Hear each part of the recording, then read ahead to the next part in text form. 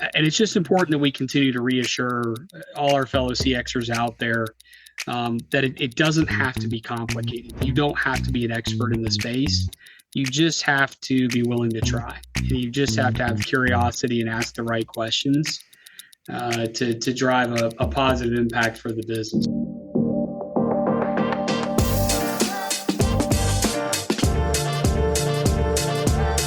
Today on Customer Land, I'm with Lee Kemp, who is VP of CX at Veritiv. And you may be wondering why we've got Veritiv on this particular podcast when you really don't deal a whole lot with supply chain, shipping, packaging, and those kinds of things.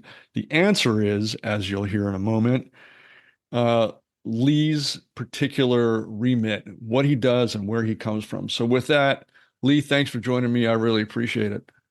Oh, I appreciate it. Really look forward to the conversation. Appreciate the opportunity to talk about all things CX. So thank you.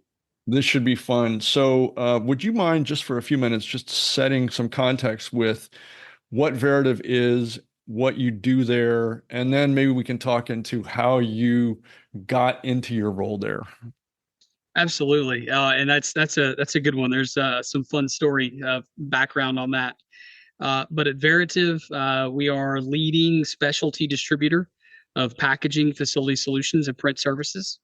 And so you think about whether it's corrugated, packaging or stretch wrap, film, whatever it may be. But really, it's great to be in the B2B space where I argue that CX has a dramatic effect on the business, and it's really fun to see in real time the impact you can have on the growth of the business and the experience for the customers. How I found myself here, interestingly enough, was actually in my prior role with my last company, also a distribution company, chemical distribution. And we were in the midst of COVID. We were in the middle of a massive organizational business transformation. We had acquired our second largest competitor, and we were going through an ERP conversion.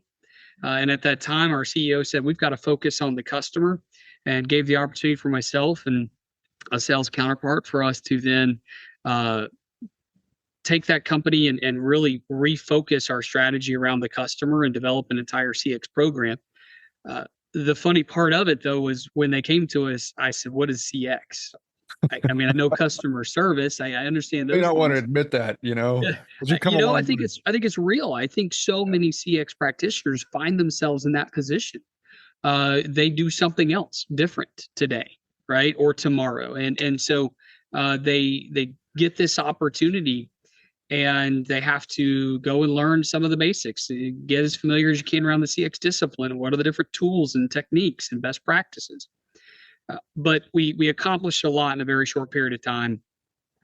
And then fast forward to getting a phone call for an opportunity to come here to Veritiv that I simply couldn't refuse to not just influence the CX strategy, but also to have the muscle within the organization to be able to help run the business. So here at Veritiv, I'm now blessed with our customer solutions teams, our customer success teams, as well as our onboarding and implementation, and have even set up a CX operations group. So, again, to have that muscle, to be able to drive more rapid change and not just influence without authority, but to be able to do the work has been a great experience and one that I'm very fortunate to be in. I'd like to pull out a couple of things that surfaced during my exchange with your team leading up to this conversation. One, it's not even really a quote; it's probably more of a working theory. But you said technology can enhance the experience, but only if the foundation is solid. The real challenge isn't the strategy; it's the discipline to follow through, measure what matters, and align teams around shared values and KPIs. You can't tell because it's an audio medium, but we're both nodding in agreement on that. Because there's a lot there. And I thought that's kind of where I'd love to camp out in this conversation. But I'd love to start that process by just talking through your early career, because you spent some time in the military. And I'd love to hear how that informed your approach to what you're doing now. Yeah, it was incredibly important, absolutely foundational. And I think it all comes back to understanding that you may have your core job. You may be, for example, I was a chemical officer, but I did very little of that. And so, in any unit, in any command, in any organization you served in, you had to be able to do others' jobs. You had to be able to lead in any environment. You couldn't just say, "Well, I don't know how to do that." And so, I think that is very applicable in CX. As a CX professional, you have to understand supply chain. You have to understand IT. You have to understand finance. You have to understand sales. At any given time, you may be leading efforts, sponsoring projects, driving change, right? Trying to deliver growth for the business in any of those fields, in any of those disciplines. And you don't get to just say, that's not my job, because that's the quickest way to find yourself out of a job. And so if you're not delivering value in whatever the need is, whatever the opportunity is of the moment, then you're not delivering value to the business. And I think that that was just so impactful for me from day one and throughout my military experience was you often had to work in a job, do something that you didn't necessarily know how to do incredibly well, but you had to go find the experts and you had to lead that organization through that mission to get to the other side. I think another piece that's incredibly impactful is just understanding the mission. You have to have an insatiable curiosity around what is it you're trying to do. You have to not be afraid to ask the tough questions, to go challenge the status quo. And if you don't, if you stop at the first answer you get, you're not going to get to the root cause or to the real truth. And so, something as simple as five whys, yeah, it's a basic, simple concept, but it's very different when you're having that conversation with someone who loves the job they're in that moment and loves the process they're using and really likes the tools that they're using and thinks that everything is hunky dory when in fact it's not. And you're coming in and, who are you and who do you think you are asking me these questions? Uh, there's an art to that. And so I think that my early experience in the military definitely helped me hone some of those skills that have transferred very well into the CX space. You said something a moment ago that it's about understanding the mission with a relentless curiosity. Might be my words, but I think they were yours. And I think that plays into a really important part of the original quote theme that we put out there, which is measuring what matters.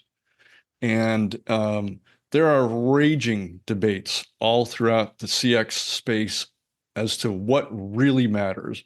What should we be going after? How do we build KPIs around that?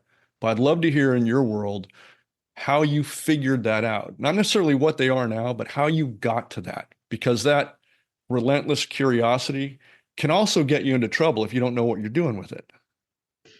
Absolutely. And again, there's nothing that gets a senior leadership team or a CEO more riled up in the wrong direction, maybe at the wrong person, than coming in and questioning the accuracy of metrics, the validity of KPIs.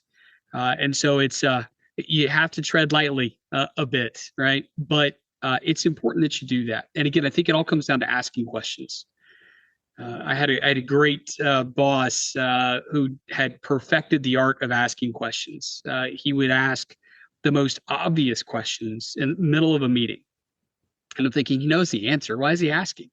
And it was so that everyone had to say the answer out loud and recognize that the strategy we were advocating for, the direction we were going, may not actually be the right answer.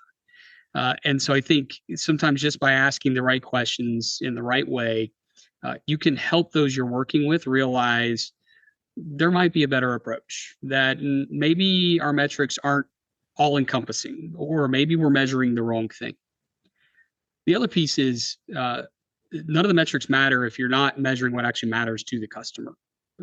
Not what matters to you. We all want to be innovators. We all want to be the best at what we do. But at the end of the day, what is the role of your company? What is the product or service that you're providing? And if you're not doing that well, then none of it matters.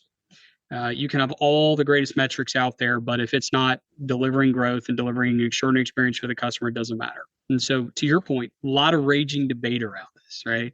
NPS is dead, and a lot of people saying, stop surveying customers and all those kinds of things. We have to realize where we all are, where our company is in its maturity, in where it's at within its market share. Are you delivering on the results that you've committed to? Are your customers happy or not?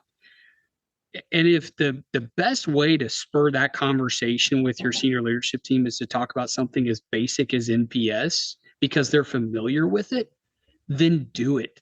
Then love NPS, right? If that keeps people talking about the customer, do it. I always say, you do you. Whatever's going to work best for your business. The challenge is in solving for what that is and understanding how hard can you push, how complex can you get. If you're a far more mature business that's been using voice of customer and has a really solid CX strategy, and you've invested in things like customer journey mapping that is real, excuse me, really detailed, then fantastic. But if you're not there, we all have to recognize that a lot of our fellow CXers are with companies that are maybe just starting out in their CX journey. I hear that a lot when I talk to other CX practitioners. They're very early in the development of a CX strategy, of talking about voice of customer. They're not going to go get significant resources for whatever their latest crazy idea may be. They've got to focus on the basics. And so I think that's just where you've got to make sure it's the right KPIs that the business understands. You don't have to go reinvent the wheel. You don't have to come up with some fancy, 5, 6 letter acronym for how to measure customer satisfaction. And I think that there's a lot of people who are trying to monetize their space in CX.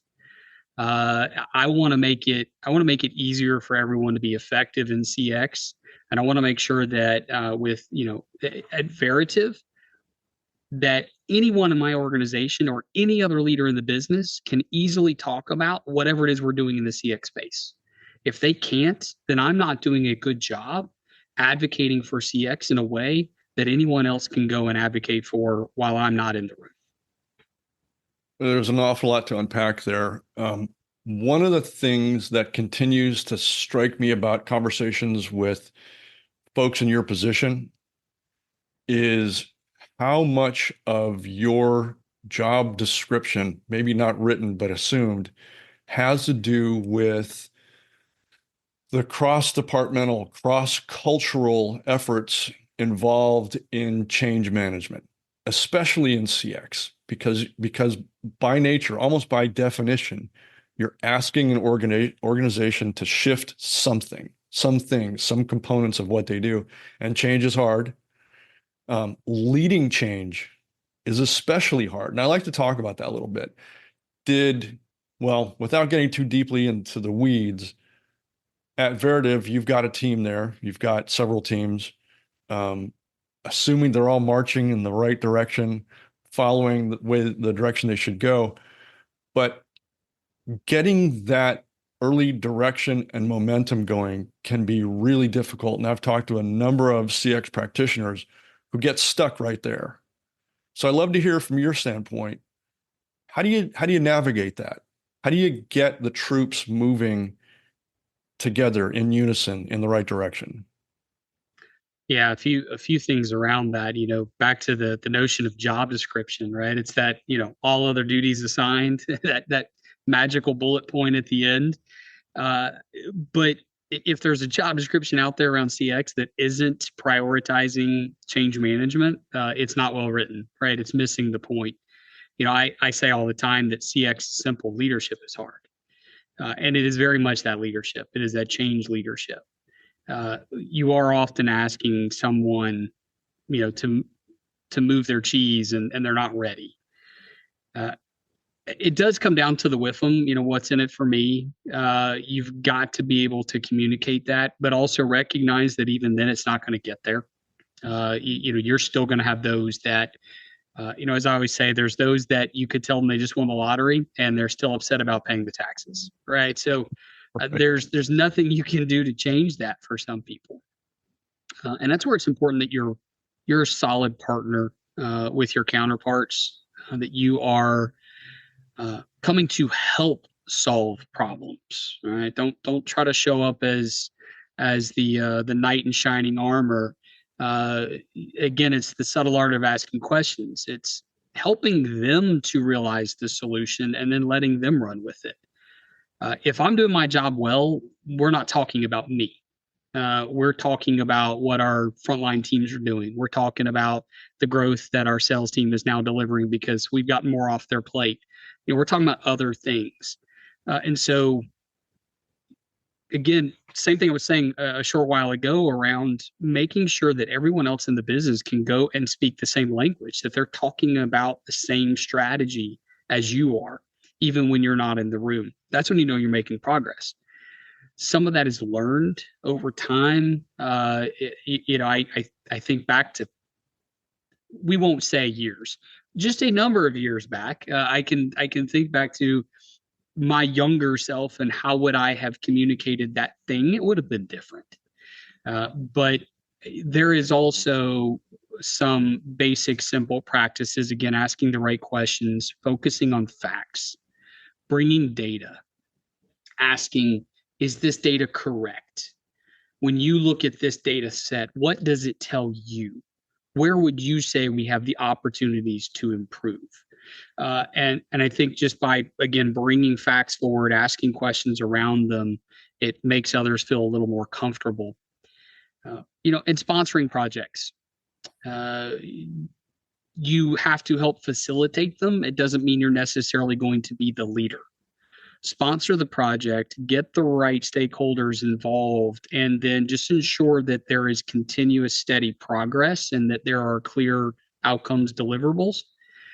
But if you are always the one in the driver's seat, again, it's not going to be as effective as for that team to come to that realization on their own. So the job of the CX leader is to be that big leader, but doing so through a lot of other people. And if you're fortunate to have a team, making sure that you're always focused on developing that team, developing their leadership skills, empowering them to go out there and deliver results. You need to make sure that you are not a speed bump to success, that everything's not dependent upon you and you being the speaker, the influencer, the decision maker. You need to make sure that your team is empowered to go out there and execute on the company's behalf, on the customer's behalf. I'm thinking of one professional in particular. I spoke with him. This is about 2 years ago now. Really well regarded, long history of success in the CX field, and he'd just been hired on by a major brand, storied, almost 100-year-old brand, to start a CX effort there. And real bright guy. Again, I can't overstate that because he's got a long history of successes behind him. But he ran up against, I think it was the great case of the immovable object meets the unstoppable force. And in that company's case, in his view, they were utterly immovable, intransigent. And for all of this guy's, all the tools that he had in his tool belt and all the experience he had, there was just something that just wasn't gonna move. And I think it was after about a year and a half, he moved on because he just wasn't seeing the successes there. All that to say that that executive sponsorship, that kind of air cover, if you will, from the CEO or whoever it is in the C-suite that says we have to do this and we'll get behind this, that you mentioned in your prior position, seems to be the great enabling factor here. Do you see it that way, or am I overstating it? No, I think you're spot on. It's the first critical step, certainly. That there has to be an acknowledgement that we have to focus on the customer, but that's not enough. There then has to be the courage to move forward, even with some difficult changes, in an effort to still focus on the customer while also delivering growth. Uh, I'm often asked, well, how do I tackle this issue? My senior leadership team or my CEO just doesn't really buy into this. They don't want to measure voice of customer, those kinds of challenges. And I'm going to be provocative for a moment. I tell them, you need to go ahead and find another company. The reality is that by the time somebody's reached CEO, they've formulated their opinion. You're not going to change their mind around whether or not it's beneficial to the business to focus on the customer and to look at data in a different way and to drive sometimes some difficult actions around that. I've been so fortunate, again, to have great leaders that are all in. And yeah, there are some challenging conversations. I get sent back to the drawing board regularly. I go tweak your data. Have you looked at this? Have we considered a pilot? And those are valid challenges. But when it comes to basic principle of we're going to prioritize the customer experience and we're going to measure it and we're going to drive towards that as a pillar of our success, I haven't had to question if that's real or not. One of the things I always loved about my former CEO, we would go back to him asking all the time, like, "Hey, we need some resources. Can I get some people to do this or that?" And he would say, "No, you hold the mirror to the business." And that just was always powerful to me to remember that sometimes the business isn't genuinely looking at itself enough. Sometimes we've got to pull it up. We've got to remind everyone that, hey, we've got some work to do here. So I think it's that executive leadership team support, but you do still have to continuously reinforce the value that you bring. You can go advocate for the customer all day long, but if you're not also delivering growth, real tangible growth in real time, again, your stay will be short. Anecdotally, we sponsored and did the legwork for a report a couple of years ago now, trying to understand how customer-centric the Fortune 50 were. And we don't have moles inside every company, so it was really difficult. What we decided we'd do was to go out to the company's annual reports, since they're all public, or most of them are, look at their annual reports, their 10Qs and 10Ks, and look for language that would indicate, at least point to some sort of real, genuine customer centricity. Like, do they have a director of customer success? Do they have a head of CX? Do they have a chief customer officer? And those kinds of things. And granted, not very scientific. We were just kind of looking at indicators. It was really interesting. Granted, this is a couple years ago, and I'm sure things have changed. Maybe we'll do it again. But less than 10% showed some sort of outward, which we would interpret as genuine effort to become more customer centric, to invest in their customer experiences. And that was a real eye-opening finding for us.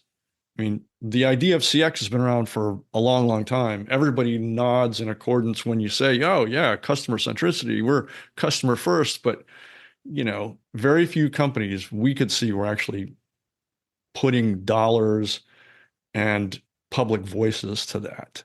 And I'd love to know, you speak with your counterparts all the time. We can, for a moment, just look outside of Veritiv. But when you're talking to folks like that, what's your impression? If you could kind of pull an index number out of thin air, are the companies that your colleagues are working for, are they genuinely trying to become customer centric?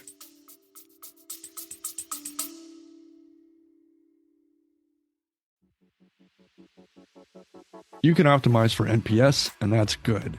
You can optimize for CSAT, also good. You can optimize for loyalty, and that's good too. But here's the thing. If you're not optimizing for total customer value, for total customer profitability, then you're just optimizing for output, not the bottom line. Here's the truth. If your strategy isn't building better customers, more frequent, more loyal, more deeply bonded, then it's not a strategy, it's a performance. At Customer Land Studio, We help brands find the value, find the opportunities, the force multipliers hiding inside the customer relationship.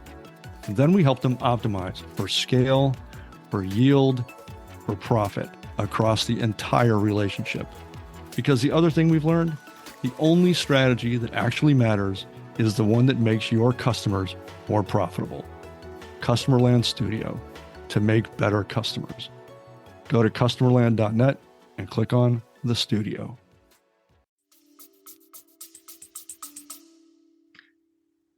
It's a great question, and I think it's a little bit of a complicated answer. What I would say is your data set, right? You said for yourself, right? Just a couple of years back, it was a moment in time. If you were to go back and look at those same companies and now assess if they still have those roles, right? So I don't know that you can say that they're customer centric because they have the role. Question is, how long do they have those roles?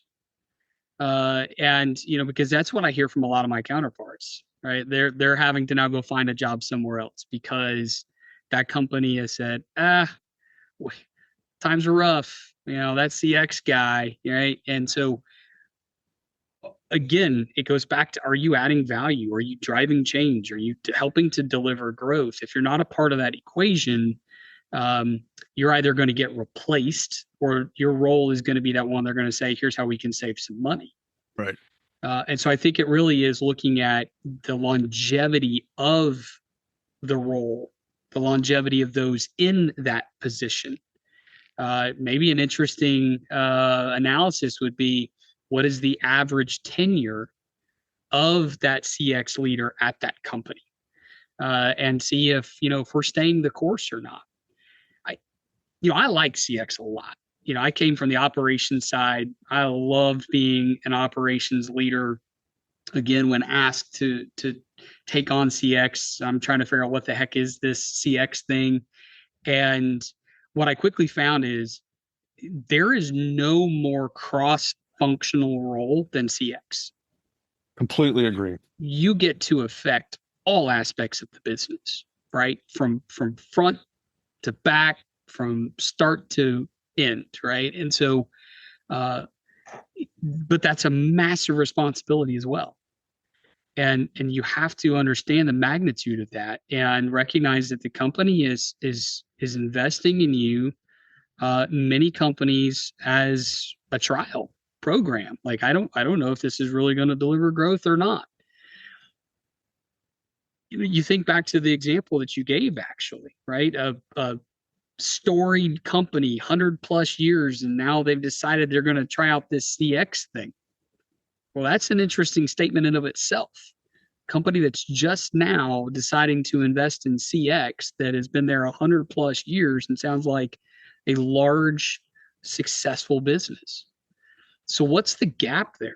Why have they now said, well, we want to invest here, right? And then unfortunately to find that they weren't really truly invested in it outside of paying someone, right? And so I think there's a couple of different ways to look at that, but it continues to be a challenge within the industry.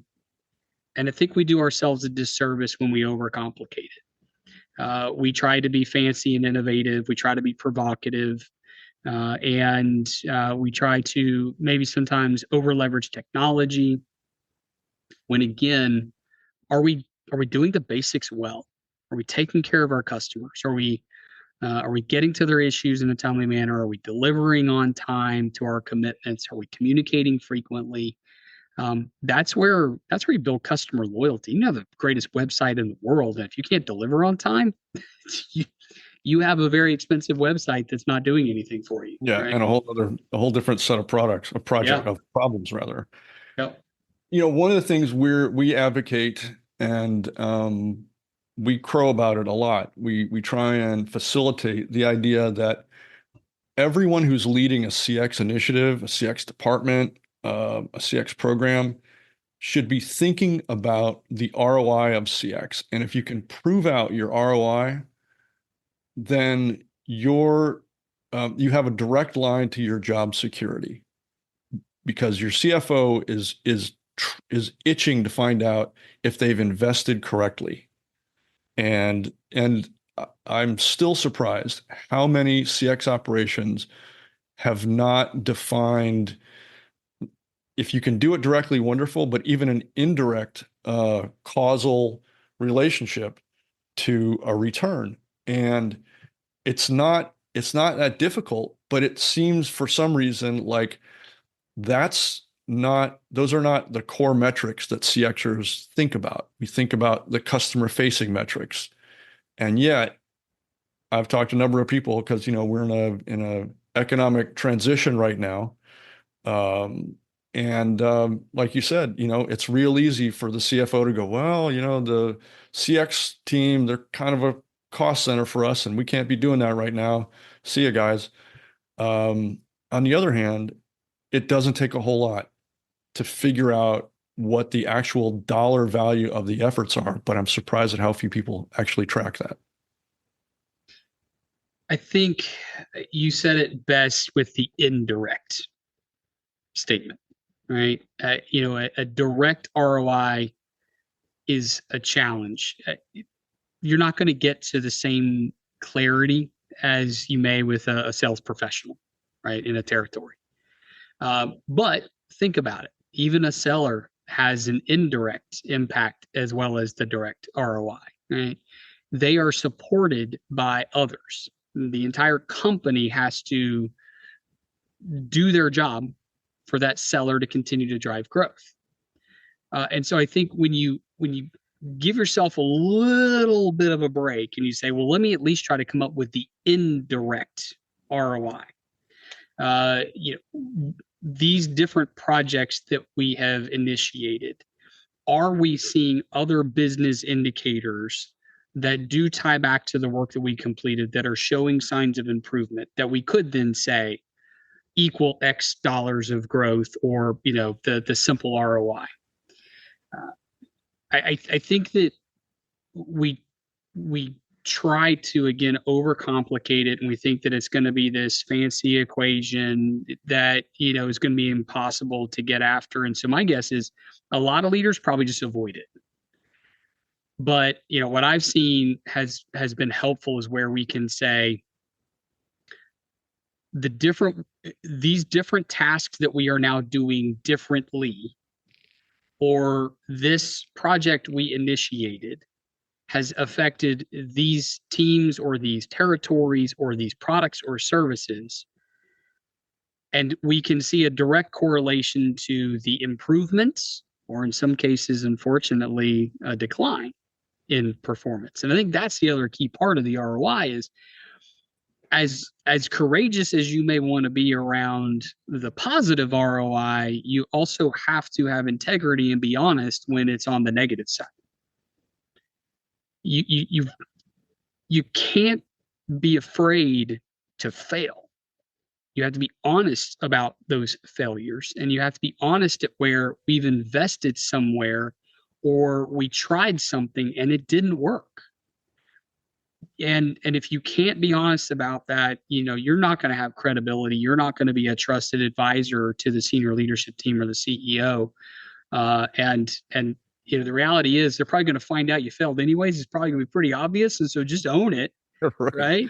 That goes a long way. And so I think it's just important that you do the other side of the ROI as well. But I think the indirect piece that you started with gives people some room to understand it. It doesn't have to be this complicated algorithm to get there. You just have to be able to show your work and where you think it impacted the business that then had that secondary effect on the performance of the business. And it's just important that we continue to reassure all our fellow CXers out there that it doesn't have to be complicated. You don't have to be an expert in the space. You just have to be willing to try. And you just have to have curiosity and ask the right questions to drive a positive impact for the business. So I appreciate the opportunity to continue to advocate for that. Thank you. And let's do it again for sure. Let's totally do this again. Absolutely.